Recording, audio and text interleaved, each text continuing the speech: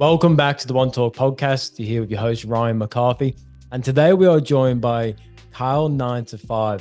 Kyel is the founder of NO1NETWORK Network, which is a base in Brisbane, which do so much epic stuff, whether it's music for performers, gigs, parties, festivals, DJs, whether it's sound for vocal recording, mix and mastering, whether it's design for album art and posters, merchandise, photography, videography, graffiti, music, entertainment, anything you can think of.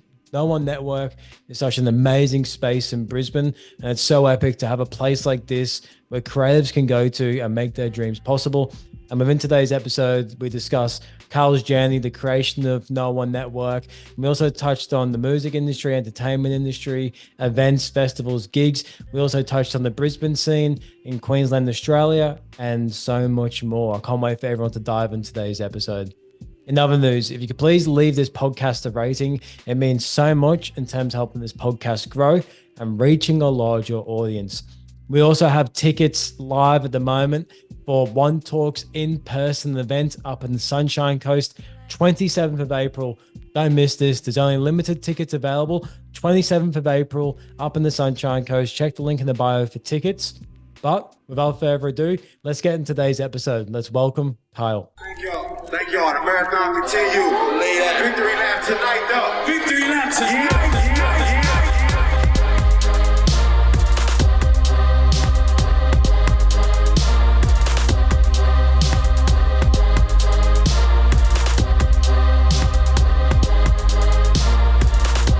Welcome to the One Talk podcast with Ryan McCarthy.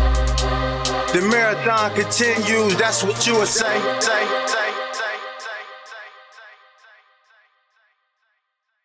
Welcome, Kyel925. How are you, brother? Thank you for having me, brother. I'm good.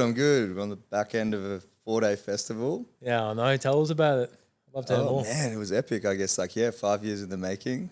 Technically 6 years in May, but we wanted to do it properly. I'm telling you, the next one is just lawn bowls. I'm chilling. I'm sitting on a lawn chair, bro. But it was awesome, man. I think, obviously, you have your anxieties about it all, but everything went really smooth. And, yeah, it just kind of showed that the community can pull through and that we can make it happen. Yeah. How did you overcome that fear of planning something so big and wanting to execute it without fucking it up? With that playing in your mind, how did you overcome that fear? I guess I've slowly become conditioned a little bit. I have to acknowledge that. It's taken, 9 years since my first event I organized. Yeah. And I guess you slowly start to kind of chip away and become more comfortable with those things. Running 4 events in one weekend was something I'd never obviously done, but getting to the point where I was confident enough to do a gallery night. So I did 3 galleries last year. Hip hop night, obviously a lot of experience with, and then we'd done about probably 9 months of DJ events. So it kind of slowly warmed up to that point where it wasn't necessarily new and foreign each individual night, and kind of, knowing all the little tiny things that work and don't work. And I guess it's also why I wanted to wait till it felt right and I felt confident enough to execute it and do it properly. Yeah. Yeah. And that shows, why it's important not to just jump straight in the deep end and do something so big at the start. Instead, learn the skills and other types of events until you build the confidence up, but also the wisdom into what goes into running a 4-day festival. Yeah, for sure. I think that's why I have to remind myself sometimes, with the team, that I am a little bit used to it. Yeah. And the pressure and the stress and knowing it will be all okay. And I guess that's kind of what my mission is now, is just letting people feel that confidence and comfortability that it will be sweet. And that's kind of where I'm at the moment, is trying to help people take that leap. And the same way I was when I was younger, when I had people kind of back me and give me that confidence and make it easier. I think that's what inspired you to do it, having other people believe in you, which made you in turn want to give back to other people. For sure. I think there's a whole series of events and things that led itself into one another, but it was already there before we started the brand and kind of pushed it on that level. And I think part of me didn't feel like we had been fully acknowledged or achieved what we wanted to achieve until we put that behind us. I think it was all sitting there. I knew there was more for us to offer. There was this beautiful network of people that felt special to me. I felt like I was a little bit more than just a photo and video guy. Yeah. And yeah, so as soon as we put the brand behind us, it kind of helped me push to take it seriously like a company and kind of grow that way. Yeah, and it's good that you said like not just be the video guy, like not letting that identity stick to who you are, but instead like having the bigger vision of something that you really want to chase because you know it all collectively ties into the one thing, but not letting like one certain identity stick to you because I feel like too many people in this world have done a certain habit or they've done a certain hobby and they've let that identity stick so it stops them from actually growing and becoming what they believe they can become. For sure. I think it's only recently that it kind of all kind of came together and figured it out. I think for so long I was like, am I a photographer? Am I a videographer? Director, producer, whatever. I kept leading into these different roles and none that I really like stuck to for such a long time. I think photography is probably the only one that I could say I've done good 10 years on and feel super confident as one of my skills. Video is definitely getting there, but still like comparing myself to other people who have mastered that craft. But I think the thing that is constant is me telling people stories. Yeah. And for me as a photographer, it was always photojournalism, not necessarily studio photography. So I think I just kind of realized at one point that telling people stories and sharing the community and culture as a whole, like that's kind of what I do, and everything else is another tool for that. That I'm still learning individually 8 different things at once, but that one constant is telling people stories and sharing super dope, cool, awesome people. That's awesome because especially like because we're in Brisbane at the moment, like there's so many creative people in Brisbane. There's so many awesome people with great potential as well. Like people having the base where they can actually express that and come to and nurture that creativity. Like it's a great thing to see, isn't it? Especially when you start, like when you see a vision within someone and like you believe them so much and you just want to give them support to be able to get to that next stage, or maybe give them some wisdom to help them escape some pain points that they may go down if they continue down a path that they haven't experienced before. For sure. There's no like concrete model, especially in Brisbane. And a massive part of my mission is Brisbane. Like growing up, a lot of people, used to rag on our city, or people had to leave Brisbane to even think about becoming an artist. So like part of what I was trying to share, like through my photography initially, was look at all these cool people and these cool places and what we have here. Yeah. We do have a metropolitan brick and mortar culture. Then we also have this like pretty crazy, like combined with like, tunnels in the rainforest and old research caves and all these like super sick things that you would expect to find on a blog from New York, and it was all sitting here, and I was just kind of sick of everybody ragging on Brisbane, or even just the nature of the community of there's no good reasons to go out, or there isn't talented artists here. Like to me, it was just like, what the hell? Like there are so many talented people here, and our city is super cool. And I think that's why it was kind of not easy, but like you could really make an impact here because there wasn't many people doing it yet, and I actually went through like recently, like an older friend of ours, like, because I have my times as well, and I'm like, is it working? Is it working out? And he said, Brisbane is like being a ripple in the water, like, the stream's going, but we're rocks, like causing ripples. And that made me feel better about how hard it is sometimes here. A lot of other places, especially overseas, is just part of the constant river. Whereas like here, we can really be like a rock in the water. Yeah. You see that especially like in America where the water is a bit more flowing in terms of this space. And also in the podcasting space as well in terms of like reaching out to guests for myself because like I love doing them in person because I do quite a few with people overseas over virtual and online and stuff, but it's so much better doing them in person.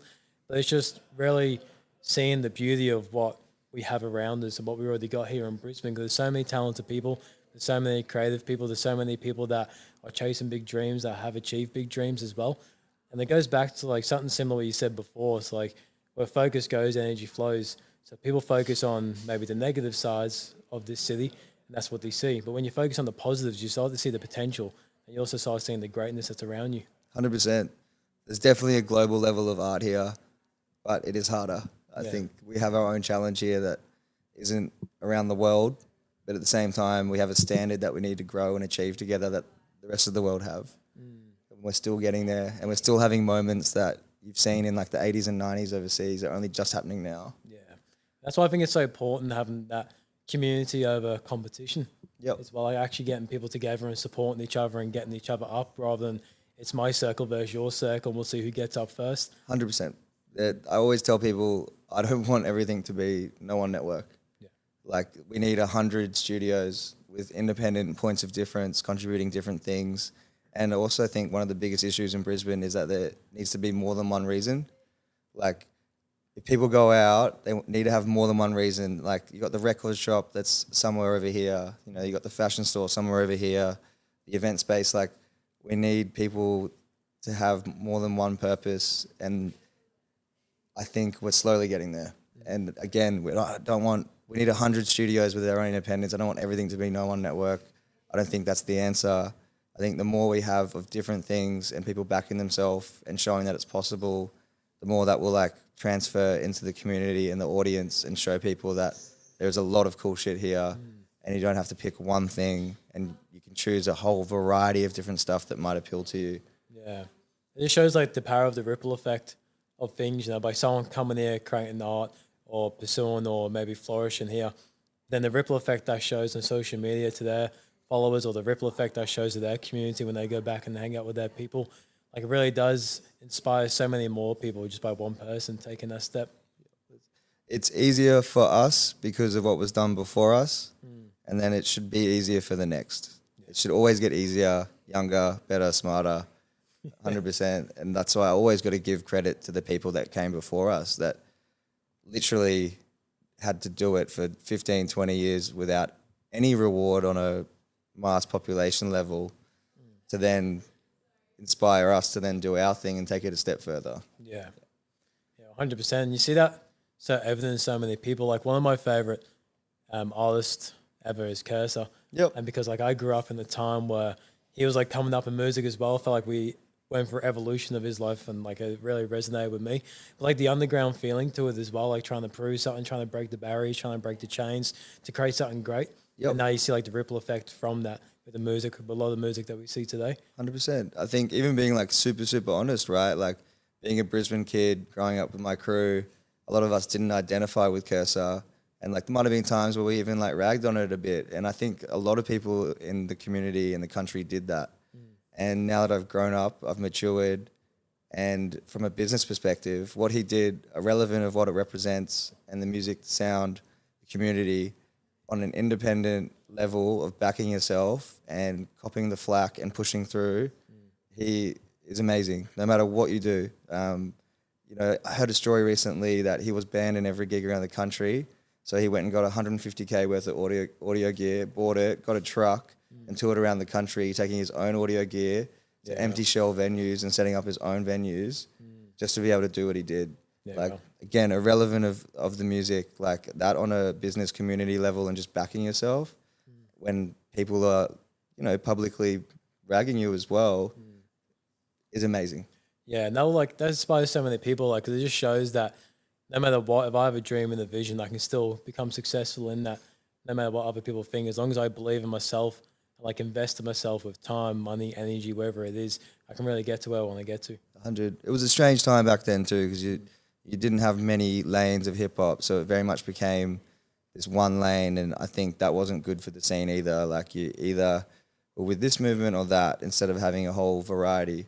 And I guess again, maturing and growing up, you know, and the irony is actually I filmed, I think it was Dead Set 9. Yeah. So I ended up working with him. Oh man, spending a night with him and just picking his brain, and huge. And I think that growing up and that maturity and the bigger picture is something I try to transfer into everything nowadays. And I think we are now having more music for people to identify with rather than them having only a few options. Yeah. It is important to see the bigger picture because you got to know what you're aiming for or what to even look at, because if you say tunnel vision, you're missing so much of all the other things that are around it.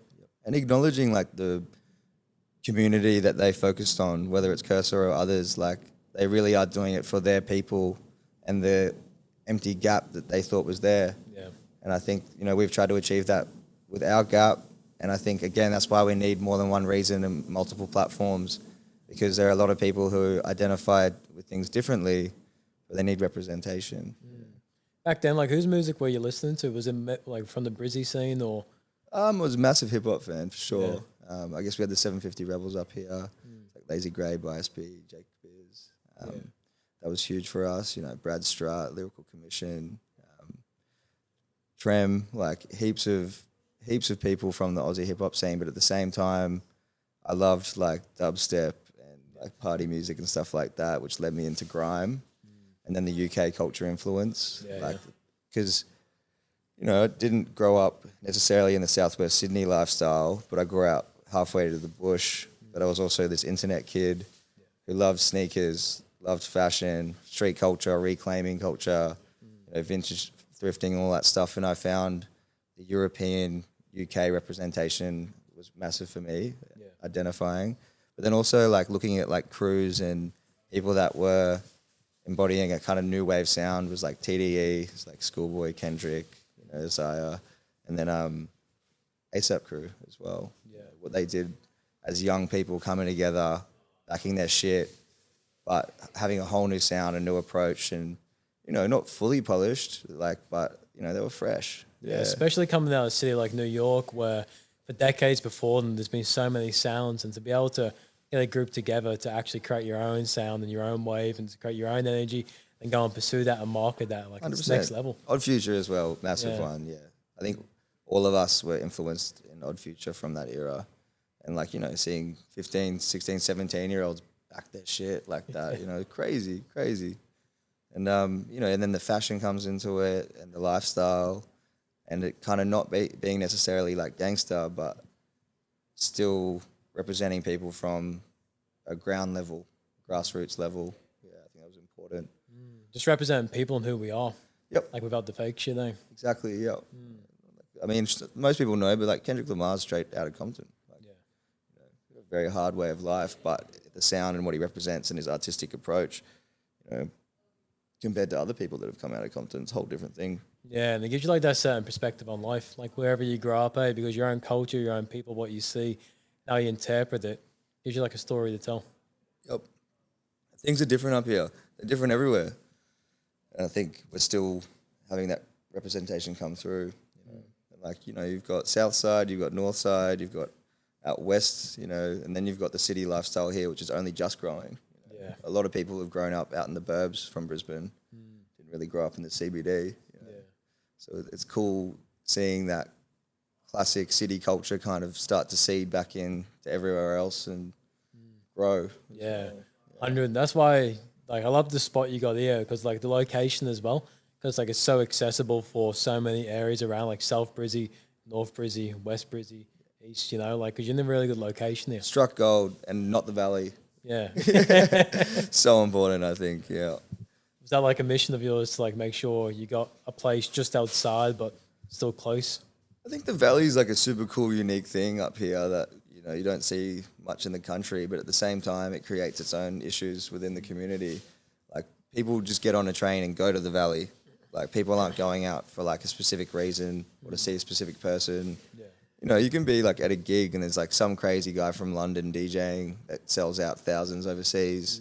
There's 25 people that are there. And then you go down to the classic pub area and there's 300 people listening to R&B remixes, click and play DJs, you know. And that's okay too, but I think, yeah, again, giving people more reasons, educating, getting everyone a little bit more cultured in a positive way, and that's on our responsibility to help them with that.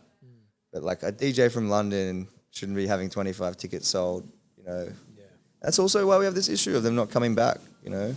They have bad experiences here. You know? Yeah, and pulling out of festivals and stuff too. Yeah, it's this dynamic loop of like people being like, nothing cool happening in Brisbane, and then when cool things do come, we don't support it enough for it to stay alive. So, and it's the support what really drives for it to carry on and to get bigger. Yeah, you know the whole saying like you need 100 at the party to make it a party. Yeah. So I think that's what we're trying to do. We're trying to get that first 100 there to make it cool.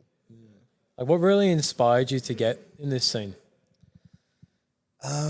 Well, taking photos of just general lifestyle and culture and a journalistic approach. And then discovered these guys online doing this crazy music, and it was something I'd never heard before.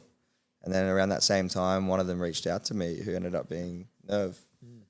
And at that point, it was just a crew. He really had my back. He was following my photography, and he brought me into this kind of new wave of Aussie hip hop, and you know, and I saw the potential in what they were doing, and kind of both invested in each other. And yeah, at that point I was like, I'm not a video guy. Yeah. You know? Nova was like, oh, can you just try it out?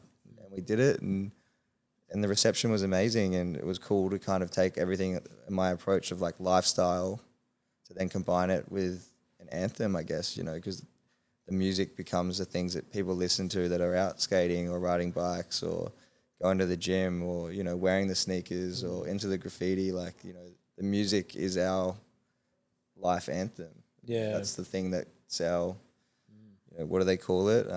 Main character. The music's what makes you feel like a main character and then embodies everything else. And it was crazy to just be able to provide all these unique connections I had from that lifestyle and culture and then work with the rappers that were representing that lifestyle too. Yeah, music really sticks as well. I remember when I was like 15, 16, Schoolboy Q was massive at the time. And like I was just obsessed with wearing bucket My hats. first ever gig. Yeah. Fake ID. Oh, really? Yeah. What year was that? It would have been like 2011 or 2012. Yeah. Oh, true. I was going to say, because me and Bill, we went to Schoolboy Q in 2014 or 15. I was going to say, Trip Out was the same show.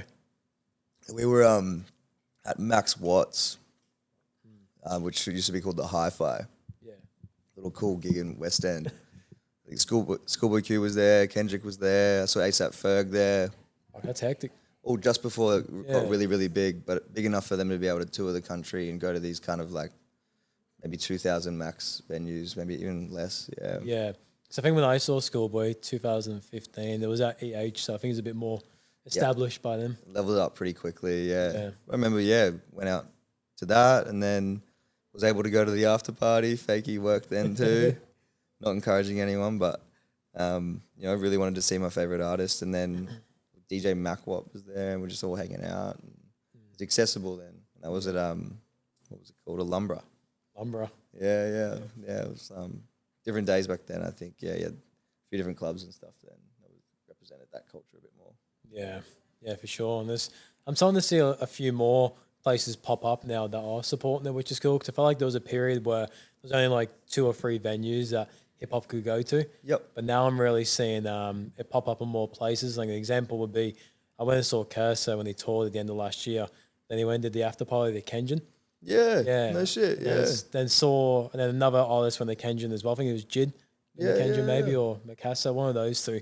It's cool to see more places actually bringing that music and that scene well into the valley. I mean, COVID was such a hard time for a lot of independent people that unless they were willing to be able to lose money for years, a lot of those places shut down. You know, it's realistic. Like some people are on that thin line where a few bad events or low attendance can really, you know, close something down. Yeah, I just saw that with Groove and the Moo as well. They had to cancel their festival for this year. Because they couldn't be able to sell tickets. And Groove and the Moo's been like an established festival for a long time. Pre-sales are super hard. So like compared to the attendance that we had for the 5-year festival, we probably sold 5% of the tickets that ended up being sold before the event. Yeah. 95% of our tickets were bought the day of, if not over the weekend. Yeah. Crazy. It is crazy, yeah, because like you're trying to prepare for an event and everyone buys them the last day, but building up to it, you feel like no one's going to buy them. Yep. Like one of the hardest things you can do is to push tickets and then still staying hyped and confident that's going to sell out. Even if you are 3 days before it, and you've still got like 80% of tickets available. Yep. Yeah, it's scary. Yeah.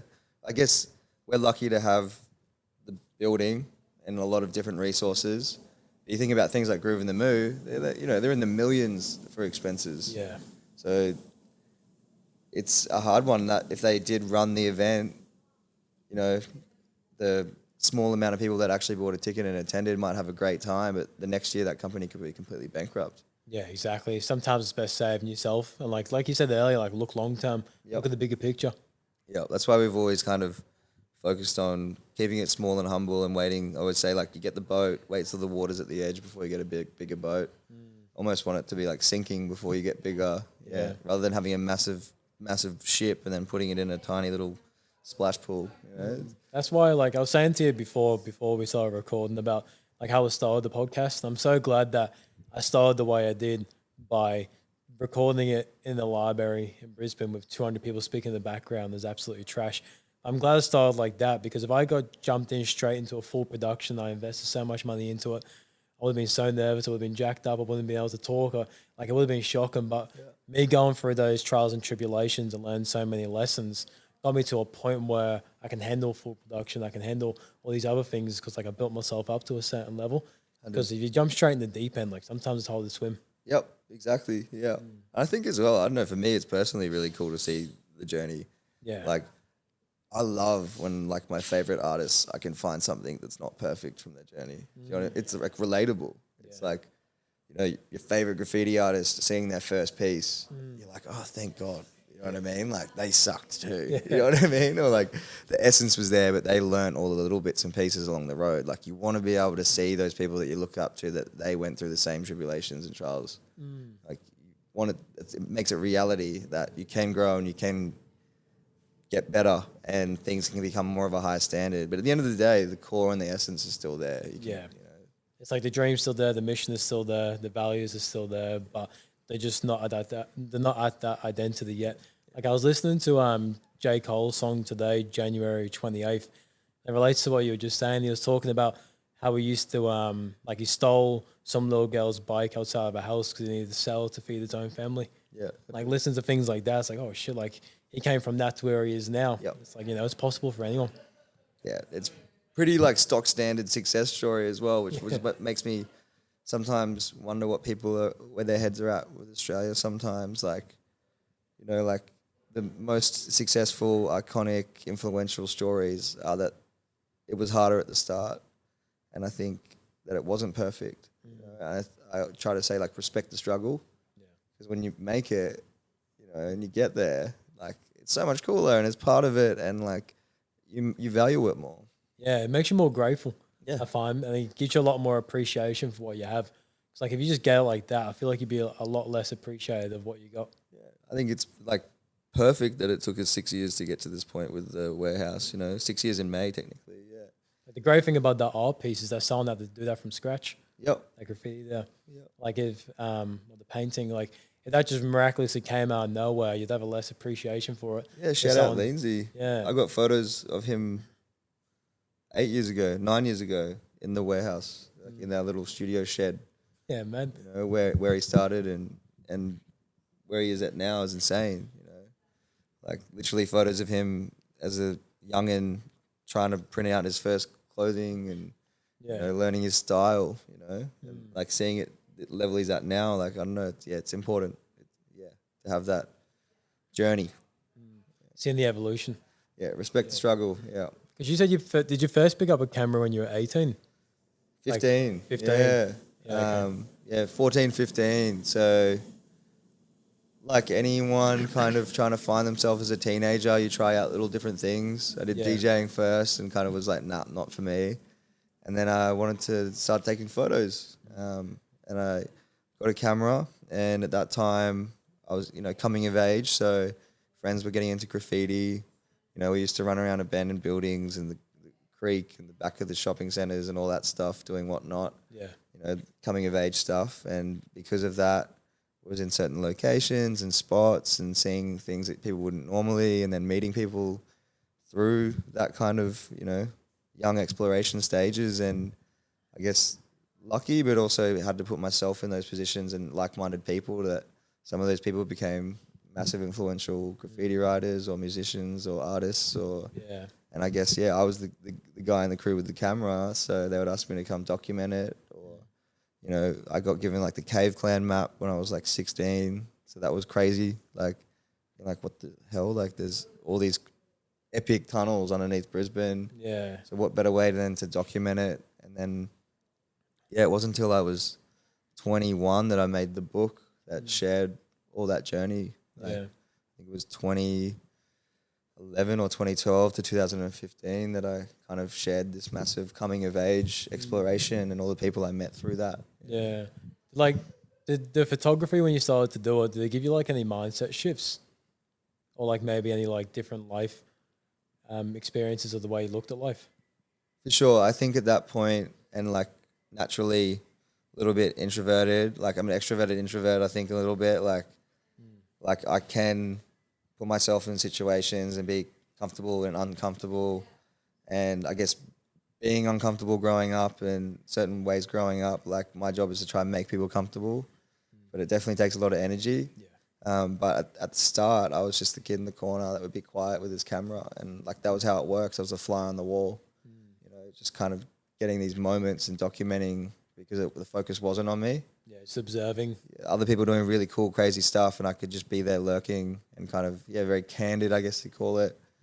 And I was anonymous from 14 till 21, 22. I think 22 was the first time I posted a photo of my face, like second year of NO1NETWORK. Yeah. There was a point where no matter, there was a point where I couldn't be anonymous even if I wanted to. You know, was it enough gigs, enough positions, doing enough things that it was important for me to just kind of embrace it. And I guess I was doing less of the graffiti kind of naughty stuff, you know, less going into abandoned buildings and hanging out with certain crowds, that it was becoming more of a business and it was becoming more of a community member. And I think it was important for me to kind of go out and be like, hey, I'm a person. NO1NETWORK is still just a bunch of people in a share house making it happen. Obviously, the face value of it is very clean and polished and branded.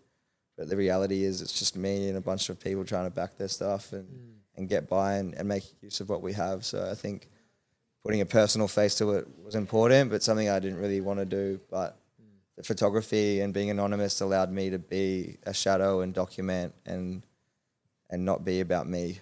Yeah, make it about the art. Yeah. Like a lot of people want to look at things through a lens of you, and I loved that it didn't affect it. So many people when they met me were like disappointed almost. Skinny white boy, what the hell? It looks like he plays chess. You know what I mean? Like, I loved doing that too. I loved people going, you're the guy who does those photos. Yeah. What positive changes did you see by not being anonymous? Because I relate with that story, because my first 2 years of doing online stuff, when I started talking about like mindset and mental health and all that, I was anonymous as well. Like I never showed my face. Eventually, because I didn't want to make it about me. Like I wanted to make it about the message and, you know, being able to help people. Now I thought, you know, I've got to bring myself to it as well, so I can actually express more and help more people by them knowing my face and like who I am. So I made the shift. When I did that, I felt like I had more confidence in my message and then more confidence in my mission. And I stopped being anonymous. Like, does that relate with you, or did you have anything similar? Yeah, I think it became more relatable, and allowed me to face certain things that I was maybe avoiding, you know, and take more responsibility for myself publicly as an image. You know, it's funny. I look back at some photos and I'm like, I wouldn't have given that guy any money.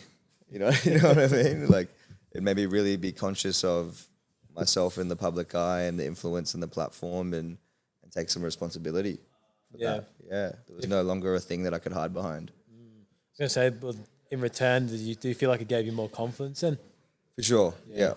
Again, I guess I got to really just like remind myself, just slowly building up to this point, maybe more and more confident. Like, but yeah, every single time you're doing something new or you haven't done before, there's that overthinking, anxiety, and all the demons and the voices, and you do it, and you're like, you know, and not being satisfied made me more confident. Doing things that I thought would be like the end all, or be these massive achievements, or this super grandiose shit that I would put on a platform and be like, this is what's important, and then you do it and you're like, nah. Like worked with some pretty big people, man, and been in some pretty crazy situations. But to me, like a lot of those moments and stuff aren't as important as the guy with 100 followers, with the art that really reflects me and is important to me, versus working with Schoolboy Q or Six Lack or AAA passes at festivals and like, you know, worked in LA, San Fran, like worked Europe, like all that stuff, like, but that's not my story. Like, this is like the story. This is the mission. You know? And then also when you're in those moments and those things that everyone glorifies or puts on a pedestal, you realize like it's all a lot of bullshit too. A lot of fluff. Yeah, you see the reality of it, and you're like, like this is toxic as. Yeah, exactly. But then does that inspire you to then create your own thing even more? Because like you've seen the other side of it. I think probably the best thing we've done is just do it by ourselves, because there's so many moments where I thought certain things would be the answer, and I've had to learn that the hard way. Working for other brands, other platforms, like trying to focus on grants or council initiatives and stuff like that to try alleviate the financial pressure and stress. But now I see the bigger picture that if we can make it completely independently on our own and be comfortable without relying on something else, then that's what will make this real. Yeah. What happens if a grant goes away or that platform goes away, or what is our audience? Who are our people? Like, that's who we need to focus on, and we need to build it naturally to that point. Because if those grants go away or these systems go away that aren't actually coming directly from your audience, then people will lose their jobs. It's not a reality or a reflection of what's possible independently. And so this is what's possible independently. Yeah. All of this, like, there's nothing else that's been reliant on except for like maybe a little bit of my savings. That's about it, you know? Yeah. That's the thing, you know, like if the mission never stops, then the hunger never stops. And like, that's the thing that's so important. It's like, because when you said before, like when you got something that wasn't what you expected in terms of way it makes you feel like this isn't the end all, there's still more to do. I think that's a good thing because it keeps you hungry to keep growing, to keep becoming better, to keep evolving. Because if you get that one thing, it's like, how are you meant to grow from that? Yeah. It's like me going to the gym, doing one chest session. Like, all right, I never have to train chest ever again. I've done it. It's like, no, I got to go again and again and again and again. And I've got to maintain it and then keep building on the maintaining. And, you know, it's like, it's a never ending cycle. And never being satisfied too. Yeah. You know what I mean? Like, yeah, I think that can be like its own imposter syndrome in itself. But like, they're the people that actually, like, you know, they get it done. Yeah. You know, like, it's this crazy fallacy, like the most confident, ignorant people that think they're there. And like, that's not what it is. And then the most talented, amazing, anxious, like destructive people are like, have what it takes. Yeah. You know? Yeah. I relate with that because my event that I've got coming up in April, like there's a million thoughts going on. I'm trying to get a million things sorted. But the reason that it's getting sorted is because all that's going on in the mind. Like, it's keeping me ticking, it's keeping me going. It's keeping me organized and keeping me planning. But the best thing is keeping me thinking. Yep. So that's a recent thing that I'm kind of been pushing for myself and other people, and a massive like epiphany was that like my anxiety or overthinking is like, it's a superpower. That's my superpower, right? Like reframing it in my mind. So like I found, and this can apply to a lot of different people, I think, and only something I've really recently come to terms with is when I'm the worst to myself, so over analytical, super anxious, whatnot. That's actually when I'm like peak me. It's when I'm like actually doing the best. Yeah. When I feel like I'm not.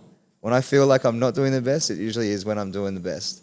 And then, you know, substances and distractions and all these other things that aren't important, when they give you this sense of confidence and that you're killing it, or, you know, it's a numbing thing because you're numbing those anxieties. And but when you think you're doing the best, it's usually not. You know, like when you're got a little bit of substances in you to make you like have that little bit of like, nah, like, you know, like actually have found that, yeah, again, when I'm feeling like I'm not doing the best, that's usually when I am. Yeah.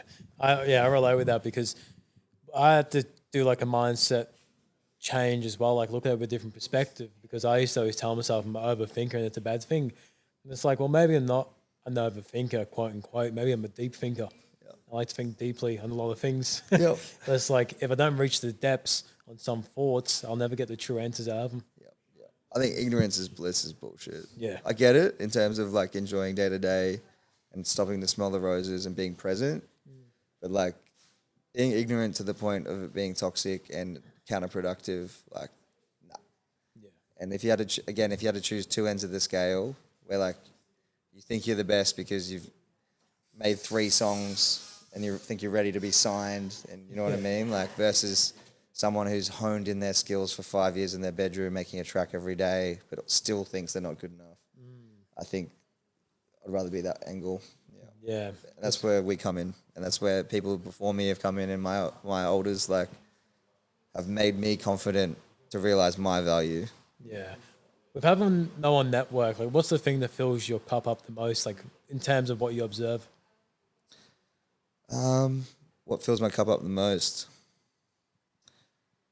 Passion projects, I think. So obviously we have to do jobs to get by, but we have so much things that we want to achieve and do for us and the crew, the family, like that's what it's all about. Like we're doing certain things to achieve rent here so that we then have the capability and capacity to do things that we wouldn't get paid for. And I think that's like the key. Yeah. Because a lot of people have these two options. You either do exactly what you want and have to work another job and be stuck in your bedroom, or you go work on a commercial level on festivals or Netflix. There's not much of a middle economy. Yeah. And I think what we're trying to do is create passion projects and do things that are high standard, grassroots, and what we want to do to create more of a middle. It doesn't have to just be like at home with nothing Yeah. in the share house versus on a multi-million-dollar TV set. Like, why can't we start our own podcast? Why can't we start our own warehouses? Why can't we start our own platforms, retail lines, like labels? Like, why can't we create this middle thing? It doesn't have to be either the top 1% or the bottom. That shouldn't be like that. Hoping. Yeah, but we also have to show people, and we have to create it first. So we have to create that middle economy first to show people where the value is and why it is worth it. So like a bunch of people have to do the hard work to show everybody that middle ground. Yeah. It's just showing the example Yeah. of what it is, the values, and also like the possibilities. Can't go straight to Netflix level, No. but then you can also achieve something a bit better than being by yourself in your bedroom.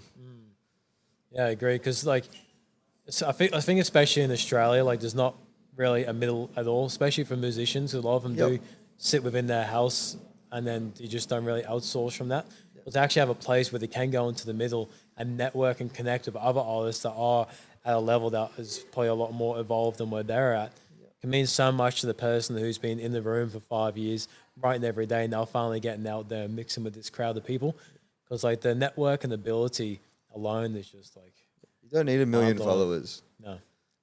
Like 10,000 people a year giving you $100 is $1 million. Yeah. Think about that. 10,000 people, like in the grand scheme of things, isn't that much. So you get 10,000 people supporting you, like that could change your life. You'd be completely comfortable. But we focus on either being Drake level or being completely keeping it real on the ground level. There is a complete middle that's achievable, that's realistic. You don't need to have 3 Ferraris, Yeah. 6 houses, like something that can make you live a decent life and have a community and family of people that support your work. Again, 10,000 people, $100, $1 million. 2 million people in Brisbane. Yeah. 10,000 is not many in terms of numbers. 26 million in the country. And yes, it is harder here compared to 330 million in America. But 10,000 people. Yeah, in terms of percentages, it's not much. It's crazy. Yeah. Which is why there's no excuse. Like, Yeah. a $600 million company, Culture Kings, got invented and is from Acacia Ridge. Yeah, Sam Bird. Yeah. Legend. Because like I think so many people, they overestimate what they can do in the short term and underestimate what they can do in the long term. So they don't stay on the path long enough to actually get there because they burn out thinking that they haven't got it in this certain time frame that they've convinced themselves of actually getting it. Instead, they end up giving up on what their dream is. But like you said, you know, relating back to what we talked about earlier, like looking at the bigger picture, identifying what your goals are. So not seeing Drake's lifestyle, wanting his lifestyle, and that's your goal. Instead, identify like, all right, what is my goal? Like, what is success to me? What do I truly want? How do I want my family to look? How do I want my finances to look? And this could be like this time next year. And from there, it could be like, all right, this time in 5 years, this time in 10 years, and building from that. But it's really just really examining like what you truly want and what success is to you. Yep. You got to earn it. Yeah. Gotta work for Gotta it. fucking earn it, man. Yeah, 100%.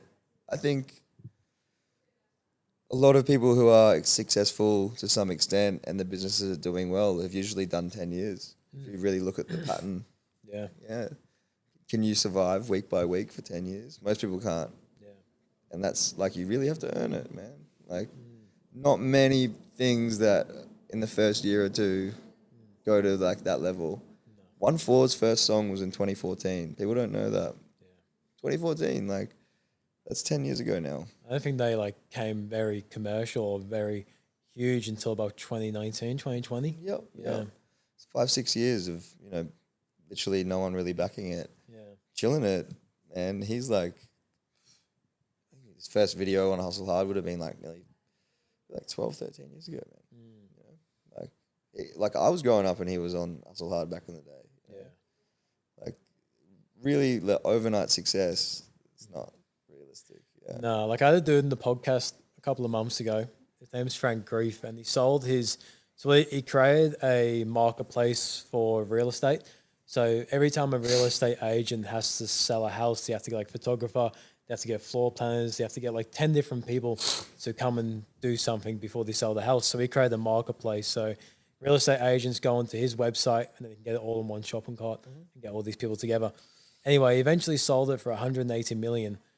But the thing is, like if you listen to his journey in that episode, it took him so long to build it and to get it there. It took him so much skin in the game, so much losses, so many lessons. And he said he started off like walking around suburbs days on end, just putting like spike fences and grass for ages. And then from that, he lost money and then he had to go again and keep going. But eventually, like 10, 15 years later, he finally made it, you know, from putting the work. I did a music video for free every week for like 4 years. And then now I've been able to work on budgets of 10,000. Yeah. You know, but I had to do 3-4 years of just doing it for me and the people around me and growing with them and investing in it. It's huge, you know. 12 years ago now, longer, you know, 28 now, 14 at the record shop. Yeah. That's 14 years ago that I'm now working. The person that wrapped my car, the artist, like I was buying his prints at like 15, 16 off the internet before I met him like 6 years later. Yeah. And fast forward another few years and my car's wrapped by him, you know. Yeah, that's dope. And 14-year-old Kyle had no idea this was going to happen. You know? But yeah, it's you got to do your time. Yeah. Yeah, you got to do your time. You got to put in the hustle. Yeah. Because like the good thing about that, like even if you do it for free, like the amount of opportunities you can give yourself by offering your value to someone for free and to get into a circle and to gain experience of like high level people. Yep. And again, going back to like respecting the struggle, like there would be people that meet me now and go like, oh, wow, how lucky that he can do what he wants to some extent. Yeah. There's a lot that I have to do that people don't see to be able to survive. You know, lots of weird ass commercial jobs that we don't post. Like I've done table ads, man. Yeah. How to build a table. Like I'm not posting that on No.ONE Network. But yeah, it's a lot of things you need to do behind the scenes. Yeah. Yeah. Keep it alive. Yeah. Yeah, 100%. Like if you feel open to share, like, or in terms of like how much you want to share, like, what's some of the big goals you see with No.ONE Network in the Brizzy scene? I guess it started out as the crew in the share house with a specific set of people. And then now we've hit like the ultimate nexus, which is the building. So like an event comes through for music and that requires photos, videos, clothing, like all the whole nexus of No.ONE, design for the poster. So I think now we have a physical space. It's no longer an online platform. The physical space is so important for the reality of it. And I think the next step now is turning it into a proper business. So, you know, we only just got two team members that are now on the official building No.ONE. Before it was everyone was freelance and I would kind of just bring everyone together for event by event, project by project. But now we have a specific team building it. And there was a point where No.ONE could have stayed a passion and Kyel could be able to live off this, you know, like off my freelancing work. But there was a step where I go, no, I want this to be more than just a fun thing on the side and setting up myself for a freelance, like creating this into something that is super solid on a professional business level with a numerous amount of people being comfortable to live off it. And then through that as well, then providing for the community opportunities and then paying people on a freelance level too. So I guess turning it in from just a bunch of freelancers doing passion projects to an actual functioning company with structure like anywhere else in the world. Yeah. Yeah. And was that like a conversation with yourself or there was just like a realization come in the moment thing? Because like to be able to take that jump, like in your own mind, it takes a lot of balls because of the amount of fear and limits and beliefs that can show up. But like, what was that like for you? Was there a conversation with yourself or? Sure. I guess, yeah. It was like, what is now that this is filling my weeks and it's become something full time, which I never expected. It's like, what's the next step? You know, like do I keep making this reality and make this something for the rest of my life, or whatever period of my life, or do I go back onto focusing on Kyel and then just do this when I can? Yeah. And I guess that was that big decision, and then from that decision then goes, we need to start doing contracts and professional leasing, and everything's done properly by the book like any other company would. Trademarking, man, lawyers, like all this crap, like stuff that sucks. All the logistics. Takes away from all the cool stuff. All the fun. Yeah, and then I guess that's what that last 18 months has been, is setting all that up so that we can come back to what's important. But for it to really get to the next level, all those things need to be set up. Yeah, getting the fundamentals. It's like, if you want to live in the house, you got to put down a concrete slab, you got to put up the timber, you got to get the roof on, you got to get the walls up, and eventually get all the little knickknacks in there, but eventually, the house is built and you can live in it. Setting up the house, setting up the machine, like put the seed in it and then it can, but setting up the machine is hectic, and taking it out of my mind so that if somebody starts with us next week, how do they know how to do everything? Like, what's the vision? What's the company statement? Like, how do we email each other? How do we get on top of tasks? Like, back end, like workflows, like again, like the boringest, crappiest stuff that is not exactly coming from a back yourself DIY rapper, graffiti, fashion kind of background, but which we need to do to be taken seriously, to be able to operate on a bigger level, to be doing what something like Nike would do. You need to have a structured business and workflows and be professional. Yeah, it's like it's finding the way to like have a dance between the two, isn't it? Like having your own personality and your own vibe, but then also mixed it with professionalism. Yeah, and then just realizing as well, like, shit, like if someone does come in next week, I'm not prepared. You know what I mean? Now we're getting there, and it is happening, and we're getting those things sorted. But it's crazy how much was just like in here that I knew, but then someone comes in, I can't blame them if they don't know how to pack the merch order. Yeah, it needs to be structured. I was gonna say, like, in terms of like building this thing and creating it to where it is like in today's date, like what do you think is something within yourself that you feel like you've gained that's added a lot of value to your life? Maybe it's like a personality trait, a characteristic, maybe it's a certain type of way you can regulate emotion, or like, what's one thing you really think that has added a lot of value to your life? The most recent thing was taking a bit of pressure off myself. I guess like any son, not any, but like, the trying to prove yourself to your dad or the people you look up to and all that. And yeah, not long ago, my dad was like, he's like, man, you're always trying to prove to me that this thing's liable and that whatever. He's like, you're sweet. Yeah. He's like, I know whatever you do in life is going to be sweet, whether it's No.ONE NETWORK or a next chapter. And I guess that was a really cool epiphany for me, was that like, yes, this is hard financially and workload, but I work hard. And if it's the next chapter is something different, I think no matter what I'll do, I will apply myself and work hard at it. And I think I try to remind a lot of my team and stuff and pass that on now, is that irrelevant of what they decide to do in life, they're going to do well.